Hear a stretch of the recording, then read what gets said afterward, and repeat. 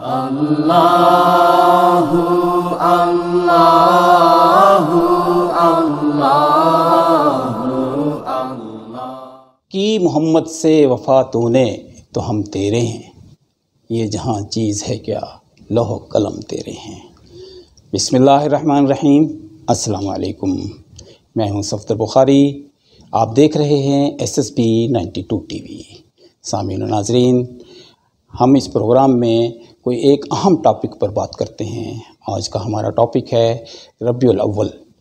ربیع الاول کا مہینہ ہمارے لیے ہمارے نبی پاک صلی اللہ علیہ وسلم کی ولادت کا مہینہ ہے، اور اس مہینے میں ہم مسلمان، خصوصاً پاکستان کے مسلمان، بہت خوشیاں مناتے ہیں۔ ناظرین، اس خوشیوں کا یہ انداز ہوتا ہے کہ پورے مہینے چراغاں کیا جاتا ہے، خصوصاً 12 ربیع الاول کو بہت ہی زیادہ خوشیاں منائی جاتی ہیں۔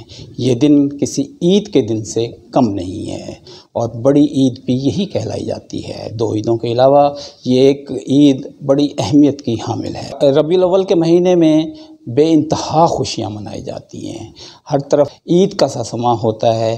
ہمارے پاکستان میں تو بہت زیادہ عقیدت مند ہیں اس حوالے سے، اور اس مہینے میں خصوصاً 12 ربیع الاول کو بہت زیادہ خوشیاں منائی جاتی ہیں۔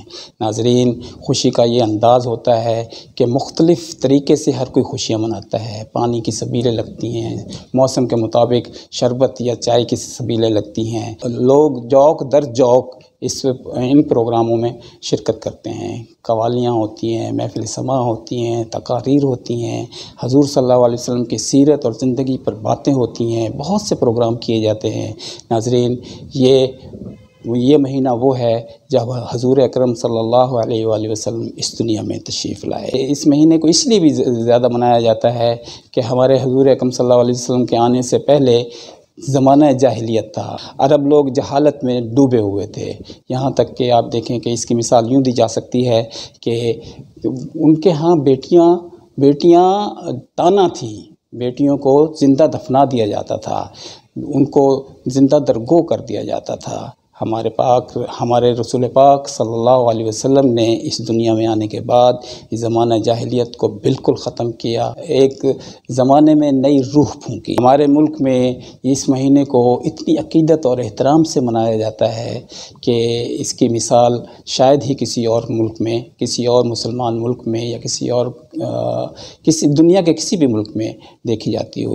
ربیع الاول کے مہینے میں حضور اکرم صلی اللہ علیہ وآلہ وسلم کے اسوہ حسنہ کی باتیں ہوتی ہیں، ان کی پوری زندگی کو ڈسکس کیا جاتا ہے۔ مختلف مکاتب فکر کے لوگ حضور اکرم صلی اللہ علیہ وسلم کی مثالی زندگی کو مثال بنا کر پیش کرتے ہیں۔ آپ یہ دیکھیں کہ حضور اکرم صلی اللہ علیہ وسلم کی جو زندگی ہے، کیا ہم ان کی زندگی کو مثال بناتے ہوئے اپنے آپ کو سنوار رہے ہیں؟ ہماری ناکامی، میرے خیال میں کہ ہماری ناکامی اسی میں ہے کہ ہم اس راہ کو نہیں اپنائے ہوئے جو حضور اکرم صلی اللہ علیہ وسلم نے ہمیں بتائی ہیں، پراپر اس چیز کو ہم فالو نہیں کر رہے ہیں۔ اگر ان کی زندگی کو ہم پراپر فالو کریں تو میرا خیال ہے کہ کوئی وجہ نہیں کہ ہم ناکام زندگی گزاریں۔ اب دیکھیں، ہر طرف تفرقہ بازی ہے، لڑائی جھگڑے ہیں، پریشانیاں ہیں، کیونکہ ہم ان کی زندگی کو فالو ہی نہیں کر پا رہے، مکمل طور پر فالو نہیں کر پا رہے۔